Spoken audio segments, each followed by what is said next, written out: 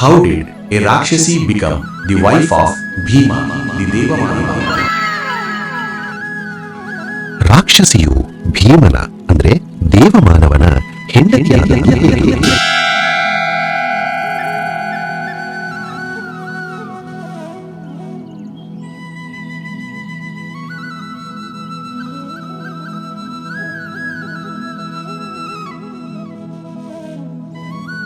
ರಾತ್ರಿ ಬೆಂಕಿಯ ಜ್ವಾಲೆಗಳು ಆಕಾಶವನ್ನು ಮುಟ್ಟುತ್ತಿದ್ದವು. ಅದು ಒಂದು ಅಪಘಾತವಲ್ಲ, ಅದು ಒಂದು ಕುತಂತ್ರ, ಲಕ್ಷಗ್ರಹ ಇನ್ಸಿಡೆಂಟ್. ಪಾಂಡವರನ್ನು ಜೀವಂತವಾಗಿ ಸುಡಲು ರೂಪಿಸಿದ ಯೋಜನೆ.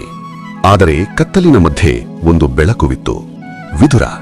ಅವರ ಗುಪ್ತ ಮಾರ್ಗದಿಂದ ಕುಂತಿ ಮತ್ತು ಪಾಂಡವರು ಮರಣದಿಂದ ಪಾರಾದರು. ಆ ರಾತ್ರಿ ಅವರು ರಾಜರೂ ಅಲ್ಲ, ಬಾಳಿಗಾಗಿ ಓಡುತ್ತಿರುವ ಮಾನವರು. ಅರಣ್ಯ, ಮೌನ, ಭಯ. ಎಲ್ಲರೂ ಮಲಗಿದ್ದರು, ಆದರೆ ಒಬ್ಬನು ಎಚ್ಚರದಲ್ಲಿದ್ದ, ಭೀಮ. ಅದೇ ಸಮಯದಲ್ಲಿ ಒಬ್ಬ ರಾಕ್ಷಸನು, ಹಿಡಿಂಬ, ಮಾನವನ ವಾಸನೆ ಕಂಡು ತನ್ನ ಸಹೋದರಿಯನ್ನು ಕಳುಹಿಸಿದ. ಹಿಡಿಂಬಿ. ಅವಳು ಬಂದಳು ಕೊಲ್ಲಲು. ಆದರೆ ಒಂದು ಕ್ಷಣ ಹಿಡಿಂಬಿ ಭೀಮನನ್ನು ನೋಡಿದಳು. ಅವಳ ಹೃದಯ ಬದಲಾಗಿದೆ. ಪ್ರೇಮ ರಾಕ್ಷಸಿಯನ್ನು ಕೂಡ ಬದಲಾಯಿಸಿತು. ಒಂದು ಪ್ರಶ್ನೆ, ಭೀಮನು ಏಕೆ ರಾಕ್ಷಸಿಯನ್ನು ಮದುವೆಯಾದ?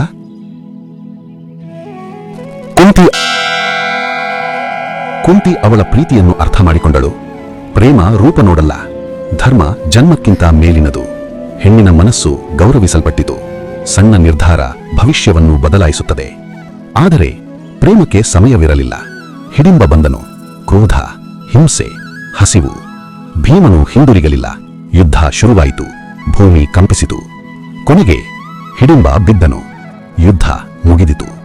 ಆದರೆ ಒಂದು ಹೃದಯ ಇನ್ನೂ ಕಾಯುತ್ತಿತ್ತು. ಹಿಡಿಂಬಿ.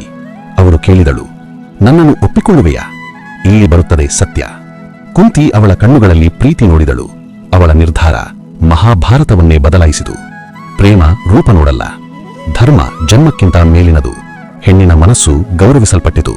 ಆದ್ದರಿಂದ ಭೀಮನು ಅವಳನ್ನು ಮದುವೆಯಾದ. ಈ ಮದುವೆ ಒಂದು ಮಗುವಿಗೆ ಜನ್ಮ ನೀಡಿತು. ಈ ಮದುವೆಯಿಂದ ಹುಟ್ಟಿದವನು ಘಟೋತ್ಕಚ, ಒಬ್ಬ ಮಹಾಯೋಧ. ಆದರೆ ಅವನು ಮುಂದೆ ಒಬ್ಬನ ಜೀವ ಉಳಿಸುತ್ತಾನೆ, ಅರ್ಜುನ. ಹೇಗೆ? ಅರ್ಜುನ ಅಜೇಯ, ಮರಣದ ಅಂಚಿಗೆ ಹೇಗೆ ಬಂದನು? ಈ ಮದುವೆ ಅವನ ಜೀವ ಉಳಿಸಿದೆ. ಮುಂದಿನ ವಿಡಿಯೋದಲ್ಲಿ.